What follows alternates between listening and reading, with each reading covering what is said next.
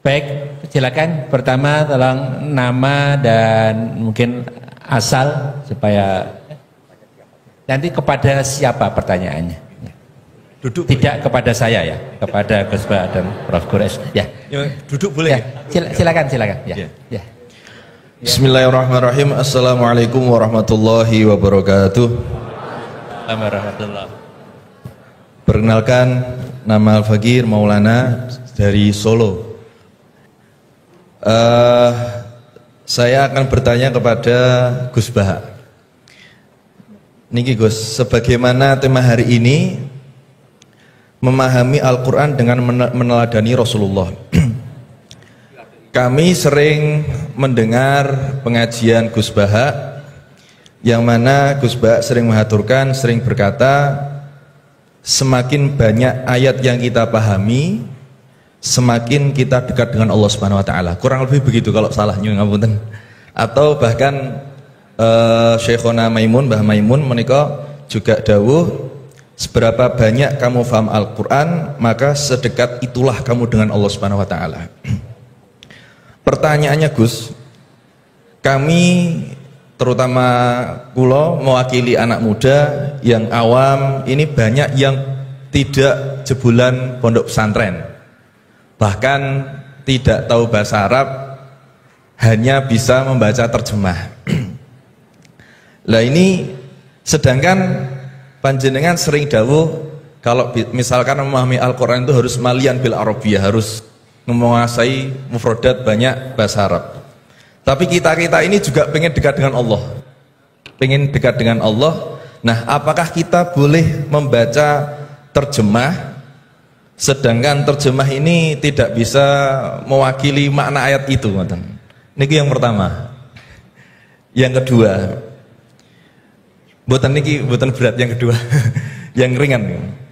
Hari ini lagi viral berita seorang Gus.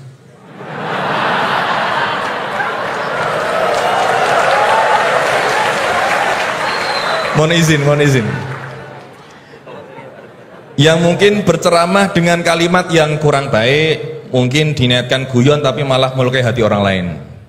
Tapi Masya Allah Gus Bah guyon tapi tidak pernah melukai hati orang lain.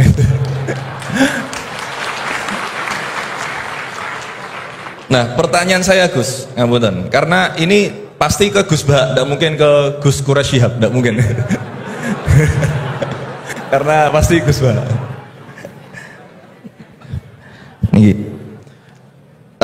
Sebenarnya sejarah panggilan Gus ini seperti apa gitu? Apakah hanya dimaknai Gus ini adalah anaknya Kiai terus dipanggil Gus, atau bahkan mantunya Kiai saja, kalau jenengan katanya Gus naturalisasi gitu. Atau Gus swasta atau apa itu, atau bahkan bukan siapa-siapa kemudian bisa dipanggil Gus, sehingga misalkan kita sekarang bisa ini berlomba-lomba menjadi Gus bareng-bareng, jadi pokoknya lomba-lomba. Nah, dan apakah ini hanya di Jawa saja? Karena di Madura juga kami sering mendengar ada panggilan Lora. Lah ini sejarahnya sebenarnya apa gitu loh. Apakah juga kalau sudah menjadi kiai tidak bisa menjadi Gus lagi? Atau kalau sudah menjadi Gus tidak bisa naik menjadi kiai? Gitu ya. Itu pertanyaan yang kedua saya. Dan nyuwun sewu, di zaman Rasulullah itu apakah putranya Rasulullah juga dipanggil Gus? Kan juga tidak kan.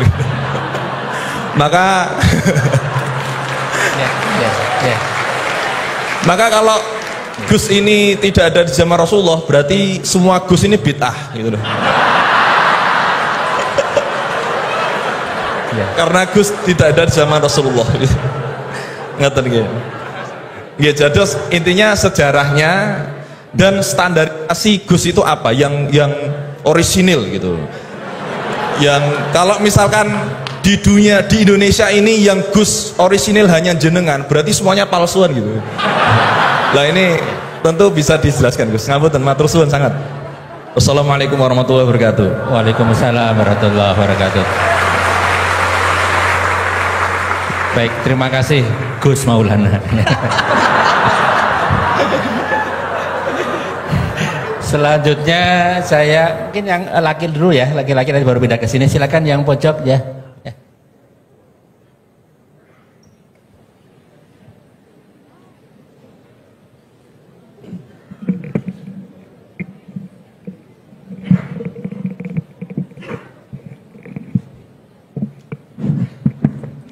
Assalamualaikum warahmatullahi wabarakatuh. Waalaikumsalam warahmatullahi. Terima kasih Pak Rektor atas kesempatannya. Yang saya hormati Gus Baha, Prof. Quraisy. Saya Jamaluddin Ghaffur dari Fakultas Hukum UII. Ingin bertanya ke Prof. Quraisy dan Gus Baha. Saya sering mendengar salah satu isi pengajian dari Gus Baha itu bahwa fatwa dalam hukum sosial itu tidak pernah jelas begitu. Artinya ulama pasti akan berbeda gitu ya. Nah, kami kebetulan di Fakultas Hukum Gus seringkali ditanya orang juga gitu ya, soal bagaimana hukum sesuatu. Dan dalam konteks hukum memang teorinya dan pendapatnya juga beragam gitu ya. Nah, kadangkala permintaan pendapat itu tidak hanya sekedar untuk diskusi, tapi bahkan sampai menentukan nasib orang gitu. Ini dihukum atau tidak. Nah, sehingga mohon penjelasan dari Gus Baha dan Prof. Quraisy kira-kira bagaimana panduan dalam Islam di tengah keragaman pendapat fatwa itu dalam kita memberikan pendapat atau keterangan-keterangan tentang hukum-hukum tertentu yang memang secara ilmu itu sangat beragam. Terima kasih. Assalamualaikum warahmatullahi wabarakatuh. Waalaikumsalam warahmatullahi wabarakatuh. Mohon izin Gus Baha dan Waris, ini 4 atau 2 dulu aja ya. Nanti baru kita lanjutkan biar nggak lupa ya. Ya, yang pertama Gus Baha, ini dari Gus Maulana tadi. Ini pertanyaannya, kan banyak yang tidak jebolan pesantren tapi pengen dekat sama Allah, boleh nggak baca terjemahan kira-kira gitu. Yang kedua tadi standar Gus yang orisinal, yang orisinal ya. Kemudian yang kedua dari ini Gus Ghafur. Ini dosen dari Eva, ini untuk Prof. Quraisy dan Gus Baha. Ini panduan untuk memberikan pendapat hukum kira-kira gitu kan. Karena ada dosen hukum yang saksi ahli, ada yang ahli menjadi saksi. Jadi bedanya. Mohon berkenan dari Gus Baha. Ya. Ini yang provokatif dulu itu ya.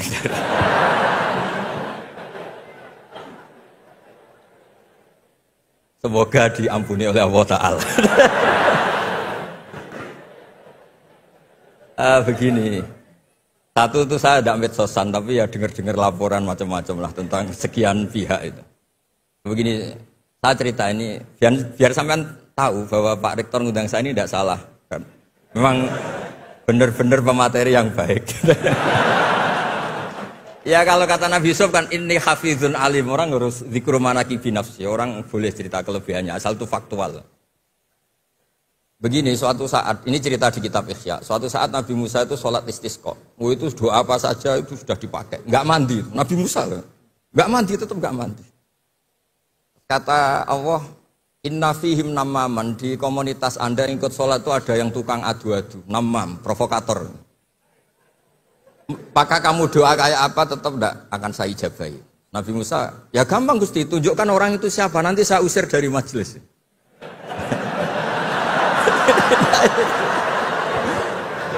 Jawabnya Allah itu lucu. Saya ini orang yang mengharamkan namam, mengharamkan namimah. Kalau saya menunjuk orang itu berarti saya juga namam. Intinya itu Allah terus mengabaikan sekian peristiwa namam. Jadi kalau pertanyaan provokatif terus kayak gitu tuh masih diabaikan oleh Allah Ta'ala. Karena nanti repot itu. Repot.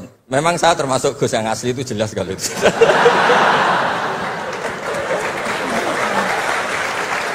Itu, nah ini Pak Fatullah tahu betul keluarga saya karena beliau orang Jepara ngajinya di Kudus. Ya, terus masalah fatwa tadi, fatwa sosial itu atau memahami pakai terjemah begini seperti yang dikatakan Pak Quraisy. Ada pegangan yang umum kayak sidik, amanat, tabligh, fatona. Itu memang lewat terjemah nggak apa-apa. Tapi ada terjemah yang nggak mengganti bahasa Arab. Misalnya kata sembahyang, mungkin perasaannya orang Bali sembahyang itu apa, perasaan kita sembahyang itu apa, itu kan subjektif. Misalnya begini, ada ayat yang agak sensitif. Ketika Anda salah paham dengan istri itu wadribuhun, fahjuruhunna fil madoji wadribuhun. Itu kan riskan betul. Maka pukullah istri kamu. Pukul itu kan konotasinya itu buruk. Tapi di semua tareh, saya bilang tidak sebagian, di semua tareh itu disebut dorban ghairu mubarrihin, mukul yang tidak melukai. Jadi orang Arab itu punya adat. Kalau kecewa itu dorobu bin ni'al wasau. Jadi mukul itu pakai kain, pakai kacu, pakai. Nah, di Jawa kata mukul itu ya mesti kekerasan itu. Nah, yang jenis ini itu riskan kalau dari bahasa Arab pindah ke Jawa. Jadi ada yang riskan, ada enggak. Nah, sebab itu saya sering bilang, saya ini kan belajar tafsir insya Allah lah, khatam. Cuma saya tidak suka nulis, karena sudah ada yang nulis. Karena saya nulis tetap saja dianggap top Pak Kures, jadi tidak usah nulis lah, sudah ada. Begini, yang penting saya menghormati beliau karena nulis khatam. Pentingnya nulis itu memang khatam, mulai awal A sampai Z. Pentingnya khatam itu apa? Di situ ada dialog. Ada dialog Allah sama nabinya, sama kekasihnya, bahkan sama musuhnya. Misalnya sama musuhnya. Itu Nabi Musa masih dibilangi sama Allah. Faqula lahu qawlan layyinan. Ini penting saya utarakan. Nah, suatu saat Harun Ar-Rasyid ini didatangi ustadz. Mungkin ustadz yang amatir lah, masih latihan ustadz, jadi masih ekstrim itu. Ya Amirul Mukminin, ini nasihun lak, famusyaddidun alaika, fala tajidanna fi nafsika aliyya syai'an. Ya sampai latihan bahasa Arab nanti Pak Rektor. Bukan Anda, Gus naturalisasi tadi, Anda. Saya akan memberi nasihat engkau. Kemudian cara nasihat saya itu musyaddid, ekstrim. Maka jangan kamu anggap serius. Maksudnya jangan penjarakan saya ketika saya nasihat ke kamu ini kasar. Jawabnya Harun Ar-Rasyid itu langsung bilang gini. Bilang ya jahil, ini karena Arab. Orang Arab itu kalau ngomong jahil itu tidak sekasar yang kamu bayangkan, karena makanya bahasa Arab itu susah. Saya itu ini cerita ke Pak Kures, ini curhat, bukan cerita mufti, curhat. Kiai Jawa kalau maknani wailak waihak itu ciloko kue. Padahal sering Nabi itu kalau kecewa sama seseorang bilang wailak sama waihak. Akhirnya santri tanya, lo katanya Nabi itu halus sopan santun kok ngendikan wailak waihak, yang artinya itu celaka kamu. Ada orang tanya Nabi dan orang itu tidak paham. Nabi ngendikan apa? Isakilat ka umuk. Cek siale mbokmu dan anak kue. Diterangkan nggak paham. Tapi sarah-sarah kayak kitab Irsyadus Sari itu bilang gini. Kalimatu tarohumin wa talatufin. Ini kalimat yang orang Arab tuh merasa dekat sehingga bilang wailak. Tapi Kiai Jawa tetap saja maknani ciloko. Masalahnya di konteks itu yang dawuh itu Kanjeng. Nah, sing ngendikan ini orang Solo ini kan enggak apa-apa. Kayak bakat gitu aja terus orang itu. Nah, yang seperti ini nggak bisa dipindah ke terjemah. Dan itu saya teliti dari sekian tradisi. Ya tadi kayak wadribuhun. Makanya terus ulama nyusuli dorban ghairu mubarrihin. Mukul tapi tidak melukai. Karena orang Arab itu biasa kecewa mukul pakai peci. Tapi kalau orang Jawa nggak bayang mukul. Kedua misalnya contoh mahar. Orang Arab kalau masih mahar itu banyak. Karena jumlah mahar banyak, kemudian setelah suami istri hubungan intim, setelah dicerai itu kadang kepikiran ngambil, karena maharnya misalnya Alphard, 1 miliar, gedung. Sehingga harus ada pelarangan mengambil ulang mahar. Wa in aradtum istibdala zawji makana zawji wa ataitum isdahunna qintaran fala ta'khudhu minhu syai'a. Atakhudunahu buhtana wa itsmam mubina. Terus wa kaifa ta'khuduna? Mahar yang sudah kamu kasihkan jangan kamu tarik lagi. Wong kamu sudah hubungan suami istri kok maharnya ditarik lagi. Jangan. Kenapa ada kata jangan ambil lagi? Karena maharnya itu Alphard, gedung, uang 1 miliar. Dulu Pak Rektor ketika nikah itu seperangkat alat sholat, gak dilarang juga gak akan diambil itu. Artinya gini, gak mungkin andikan Quran turun di Indonesia ada kata fala ta'khudhu minhu syai'a. 100.000 seperangkat alat. Saya jadi kiai itu sampai bosen karena tiap nikahkan tuh maharnya seperangkat alat. Itu kalau sudah nikah 10 tahun bentuknya sudah kayak apa ya? Itu nggak usah Allah repot-repot bilang jangan ambil lagi, jangan ambil lagi. Nah, itu kondisi yang antara kita dan tradisi Arab itu beda. Dan saya belajar tafsir sampai segitunya, makanya nggak salah lah kalau saya diundang itu nggak salah. maksud saya yang naturalisasi tadi ya tidak usah diundang gitu loh maksudnya. Kalau nggak memenuhi kualifikasi tafsir loh ya. Ya karena kalau nggak memenuhi kualifikasi apa tafsir. Tapi jangan terus ngundang saya terus, nggak mau juga saya.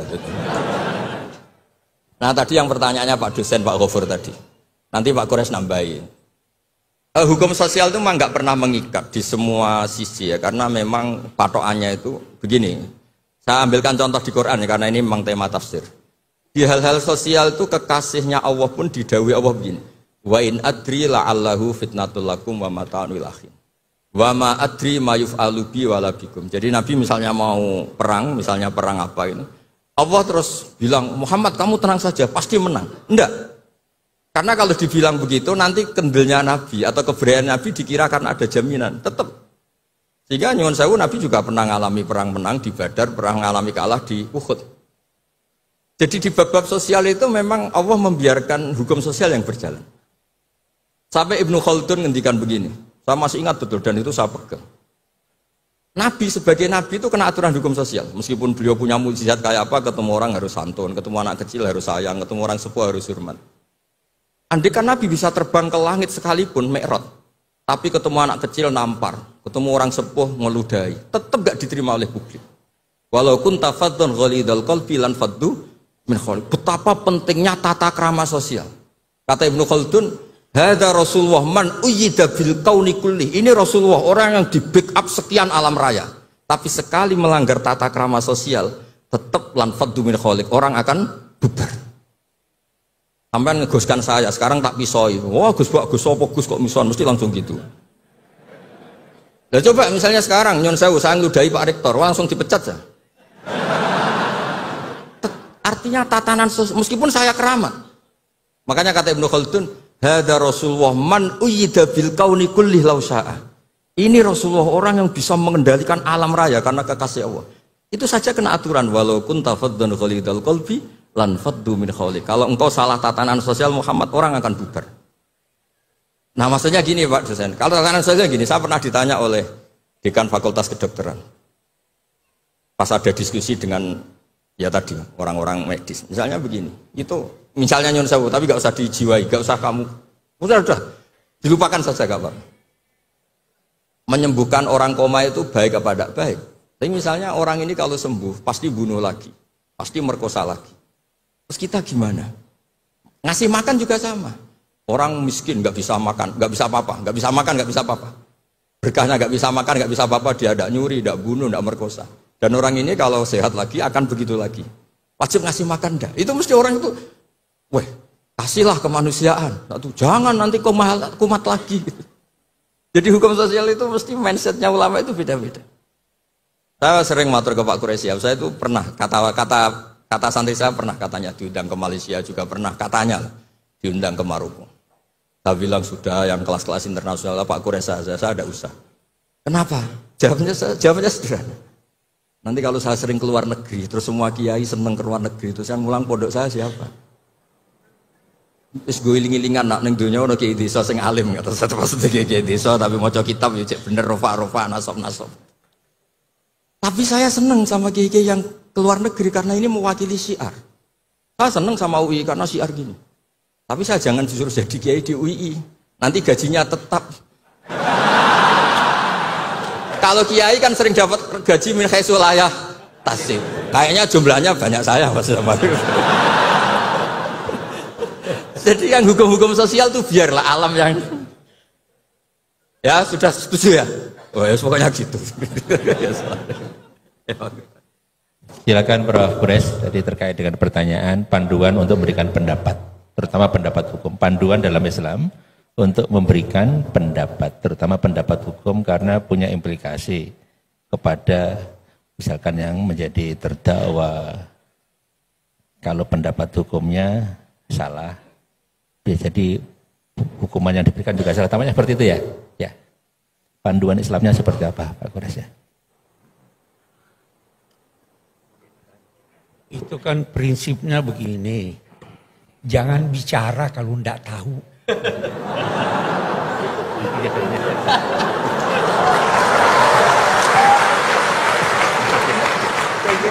Itu jawaban yang paling singkat. Oke, terjawab. Ya jawabannya itu ya. Baik, terima kasih Prof. Kures, singkat padatnya.